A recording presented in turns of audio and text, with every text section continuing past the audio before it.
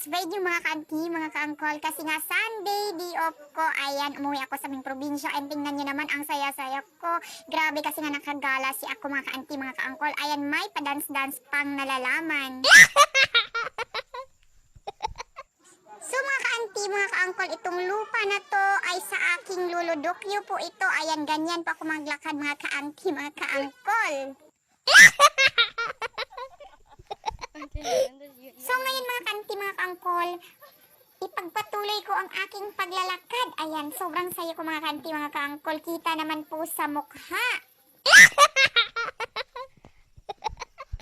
Mga ka-antig, mga ka-uncle, itudlon ako sa inyo kung unsaon pag-ambak din ana ang teknik sa pag-ambak mga ka-antig, mga ka-uncle.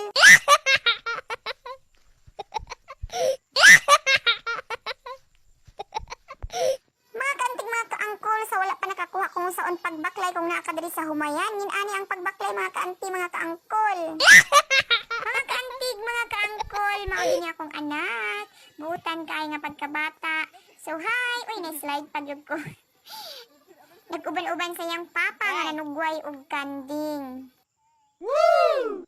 Alam niyo mga kanti, mga ka-uncle, yung anak ko sobrang bait. Syempre nagmanas sa akin. Charot!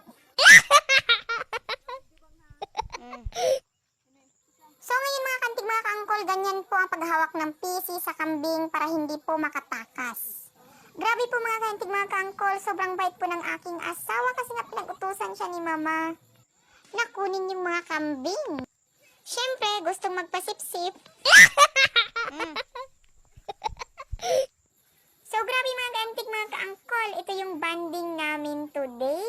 Ayan. Grabe ang saya po namin. Halata naman sa mukha. Iba talaga mga ka-antik, mga ka-uncle. Pag nasa probinsya ka, ang lahat ng iyong utang ay makakalimutan. Charot!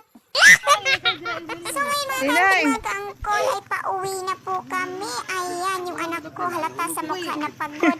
At yung asawa ko ay pa-smile-smile na lang. Kapatid ko yan mga ka-antik, mga ka-uncle, kasi nga ayaw niyang magpa-video kasi nga daw nahihiya siya. Charot! Yang nakabisikleta mga ka-antik, mga ka-uncle, is kapatid ko yan. At saka may dalang timba is mama ko po yan. Ayan! Hello mga ka-antik, mga ka-uncle. Ayan, grabe. Ang fresh ni Inday, fresh from bath. Mga ka-antik, mga ka-uncle, pauwi na po kami niya. Naglalakad po kami. Yan po yung mama ko mga ka-antik, mga ka-uncle. Pagod na pagod tingnan ang mukha ng aking mama mga ka-auntie, mga ka-uncle, kasi nga gikan siya nanugway og baka unya ng lawg pa jud og baboy. Mga ka-auntie, mga ka-uncle, huwag niyo pong kalimutan na i-follow ang aking page at paki-share na rin po ng aking video